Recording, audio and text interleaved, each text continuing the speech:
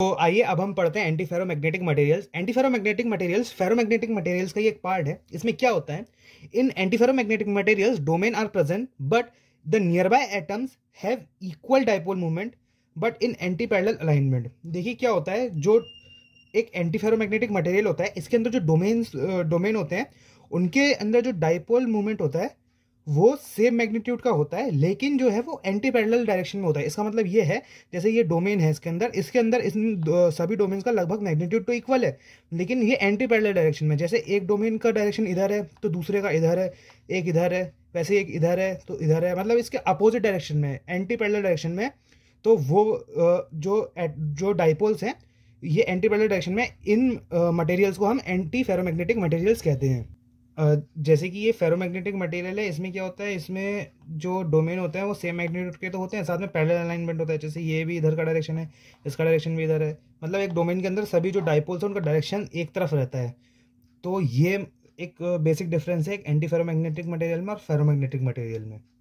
तो अब देखिए, naturally net magnetic flux of domain as well as material is zero in the case of anti ferromagnetic material. इसका मतलब जो anti ferromagnetic material है इसका तो नेट फ्लक्स जीरो रहेगा नेचुरली, साथ ही साथ इसके डोमेन्स का भी जो नेट फ्लक्स है वो भी जीरो रहेगा। मतलब ये देखिए, जैसे ये अगर एक डोमेन को लें हम, इसके अंदर अगर हम ऑब्जर्व करें तो इसके जो डाइपोल्स हैं वो एंटी पैरेलल डायरेक्शन में अलाइंड है। मतलब अगर एक डाइपोल इधर है तो दूसरा इधर है, एक इधर है तो दूसरा इधर है, तो मतलब ये लोग आपस में एक दूसरे को कैंसिल आउट कर रहे हैं क्योंकि इनका मैग्नीट्यूड भी सेम है। तो इसलिए जो डोमेन के अंदर भी जो नेट मैग्नेटिक फ्लक्स रहेगा वो भी जीरो रहेगा, और मटेरियल का तो जीरो होगा ही होगा क्योंकि सब एक दूसरे को कैंसिल आउट कर रहे हैं। अगर हम कंपेयर करें इसको फेरोमैग्नेटिक मटेरियल से, तो फेरोमैग्नेटिक मटेरियल में क्या होता है, overall dipole movement of naturally इसका जीरो होता है, लेकिन अगर हम एक पर्टिकुलर डोमेन को देखें तो इसमें कुछ ना कुछ मैग्नेटिक फ्लक्स होता है। जैसे कि ये जो, अगर हम इस वाले डोमेन को देखें तो इसमें सारे के सारे जो डाइपोल्स हैं वो एक ही डायरेक्शन में अलाइन है, तो इसका मतलब इसमें कोई ना कोई पोल इंड्यूस हो रहा होगा जिसके वजह से इसमें कोई ना कोई मैग्नेटिक फ्लक्स आ रहा होगा। लेकिन जब हम ओवरऑल मैग्नेट को देखते हैं तो ये जैसे इससे कैंसिल आउट हो रहा है, ये वाला इससे कैंसिल आउट हो रहा है, तो ओवरऑल मटेरियल का फेरोमैग्नेटिक मटेरियल में जीरो होता है, लेकिन इनके डोमेन्स के अंदर कुछ ना कुछ मैग्नेटिक फ्लक्स होता है।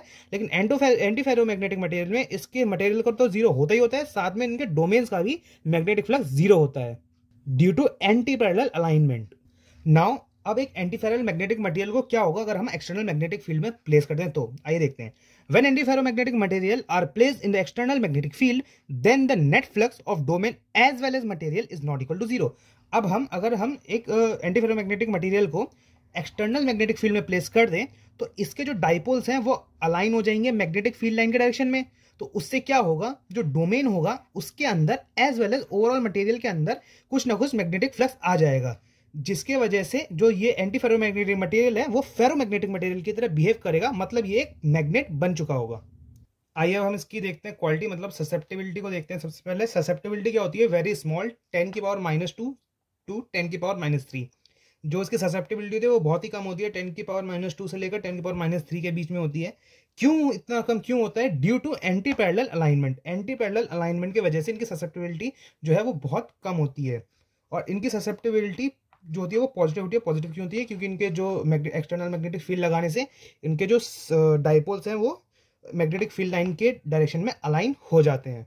मतलब कि जो काई की वैल्यू है वो 10⁻2 10⁻3, इसका मतलब फॉर 1 यूनिट ऑफ मैग्नेटाइजेशन हम एक एंटी फेरोमैग्नेटिक मटेरियल को 1 यूनिट मैग्नेटाइजेशन तब दे पाएंगे जब हम एक्सटर्नल मैग्नेटिक फील्ड को 10⁻3 या तो 10 की स्क्वायर जितना हम उसको एक्सटर्नल मैग्नेटिक फील्ड दे सकें, जो कि बहुत ज़्यादा मैग्नेटिक फील्ड है अगर हम फेरोमैग्नेटिक मटेरियल से इसे कंपेयर करें। तो इसका हम ससेप्टिबिलिटी कर्व देखते हैं। ससेप्टिबिलिटी कर्व देखेंगे तो इसका कुछ ऐसा आएगा, ये मैग्नेटाइजेशन है, एच है, ये ऐसा ससेप्टिबिलिटी कर्व आएगा। और सबसे बड़ी बात, इसका एग्जाम्पल, इसका सिर्फ एक ही एग्जाम्पल है क्रोमियम। सिर्फ क्रोमियम ही एक ऐसा मेटल है जो एंटी फेरोमैग्नेटिक मटेरियल की तरह बिहेव करता है। तो सिर्फ इसका एग्जाम्पल जो है वो है सिर्फ क्रोमियम। Thank you.